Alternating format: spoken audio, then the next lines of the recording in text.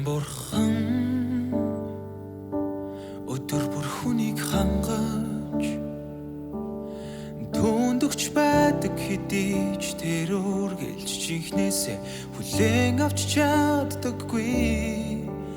Бурханы өгсөн бүх баялагийг үргэлж авч чаддаггүй. Бурхан хүний завхарлыг нэвч өгт мэддэг.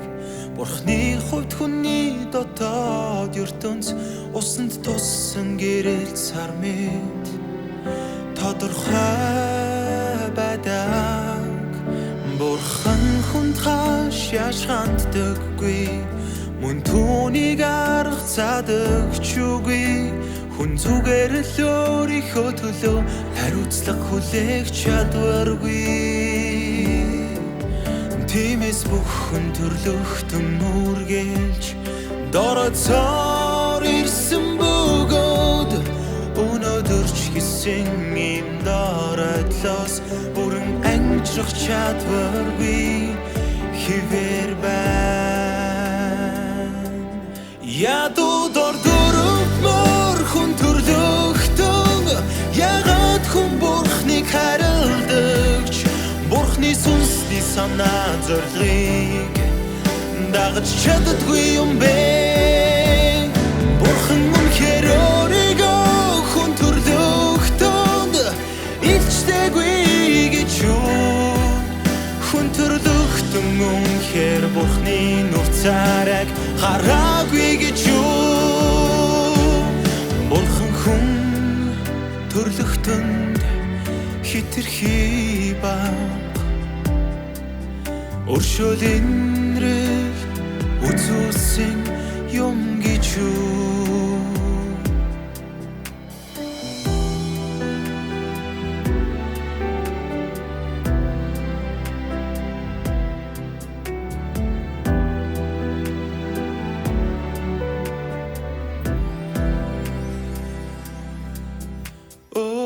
Бүхэн төрлөختний тэрслэгчэд тэд Бурхны хөлд орны эзгшигдэх ёстой. Тэд Бурхны гисгэлт дунд замхрах ёстой бөгөөд Бурхны агуу ажил бүрэн дуусах өдөр хүн төрлөختний дундаас гологдсон байх ёстой. Ингэснээр бүхэн төрлөختөн тэдний үзэшгүй муухай нүр царайг мэднэ. Хүн Бурхны нүр царайг харж эсвэл түүний дуу хоолойг сонсоход хэцүү байдгийн учир нь дэлхийн ертөнц тэр даяараа дэндүү булангартай дуу шууган нь хитрхи их байдаг. Тиймээс хүн Бурхны нүр царайг ирж хайхаас мөн түүний зүрх сэтгэлийг ойлгохоос алхуурдаг. Энэ нь хүний завхарлын шалтгаан биш гэж юу? Үнээс болж хүн гачигдaltaй байдаггүй гэж юу? Бүхэн төрлөختөн үргэлж Бурхны хангалт донд байсаар ирсэн хэрвээ тэгээгүй бол хэрвээ Бурхан өршөөнгүй байгаагүй бол өнөөдрийг хүртэл хэн амьдуулдах билээ? Бурханд цагдашгүй их баялаг би.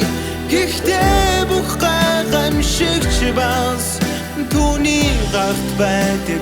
Хэн гамшигаас хүссэн үедээ зүгтэж чадах билээ? Хүний залбирал эсвэл зүрх сэтгэлдэх хуйлаан нь түүнд ингэх боломж олгодог гэж юу? Хүн хизээж Бурханд үнэн голоосоо залбирч байгаагүй тул бүхэн төрлөختний дундаас нэг ч хүн насан туршдаа жинхэнэ гэрэл донд амьдарч байгаагүй. Хүмүүс аниутсан гэрэл донд л амьдардаг. Энэ нь хүн төрлөختний өнөөдрийн гачигдлыг бий болгосон юм.